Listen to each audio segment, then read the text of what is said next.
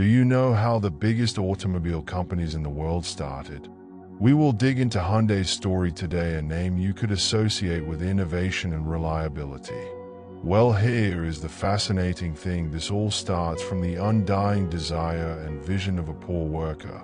That is, it is a story of cars and factories, but it is grit, resilience, and sheer willpower. Hyundai Motor Company is widely known as the maker of cars such as the Hyundai Creta or the i20. The company was established in 1967, but its roots are traced to a man by the name of Chung Ju-Yung. He was born to a poor farming family and brought up in a small village in Korea. His childhood was not an easy one.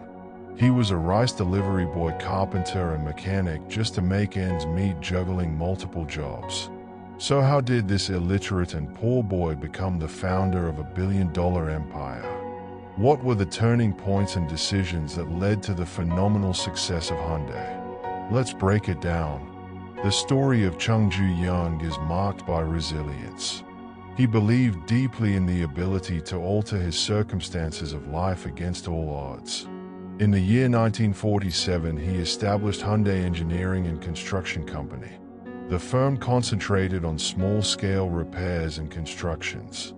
However, what he had in mind and aimed at was something great. He looked for opportunities in the disguise of infrastructural development works to rebuild his country. Not only did this brand Hyundai as a reliable name in the field of engineering, but also made Hyundai ready for all its future ventures. Why, however, did Chung invest in the automobile industry? Well, to tell the truth, in the early 1960s, Korea heavily relied on imported cars. He was given this opportunity to bring Korea's national brand into international markets, hence going with the project. Many doubted him and lacked resources to work on that project. It is not easy to establish a car company if you do not have expertise in technology.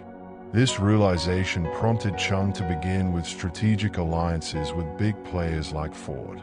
It was during the early 1970s when Hyundai built its first car, known as Pony, with foreign engineers and designers. However, Chung did not rely on outside resources.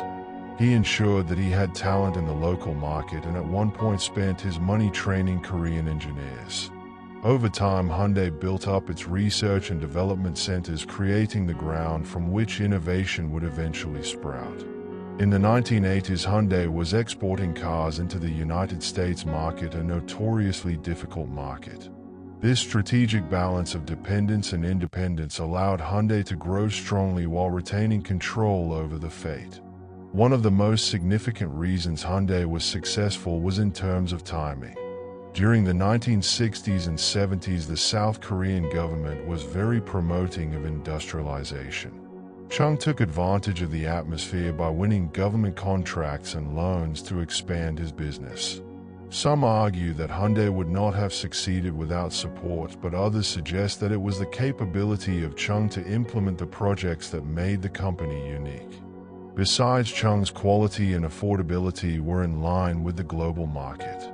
Once other companies realized Hyundai was on the rise, it had already gained strength enough to be considered a serious competitor. Hyundai was deeply ingrained in Korean culture. Hard work and perseverance have a very high value attached to them. This was evident in the leadership style of Chung, who often worked alongside his employees to foster unity and a shared sense of purpose. This encouraged his team and created an organizational culture that thrives today. Apart from that, the company has given much more emphasis to marketing reliability and trust, a fact very well engraved into Korean ethics. With such approaches, the automobile giant has been successful in getting local and global market adherence to both their sides. It is nothing short of an inspirational journey, speaking about the power of vision, resilience, and good strategic thinking, from being a poor farmer to the founder of Hyundai. Though it has much to do with external factors like political support and cultural values, it was only the ability of Chung Ju-Yung to seize opportunities and adapt that made Hyundai the worldwide powerhouse it became. So what do we learn from this tale? Greatness comes from humble origins, or the other way around, a testament to the fact that through well-balanced proportions of work, planning, and right timing, anybody could attain the exceptional. So what's your take on this? Do you believe that the Hyundai story mainly results from the hardworking nature of Chung Ju-Yung, or that it was partly because of extraneous elements? Just leave your views in the comments.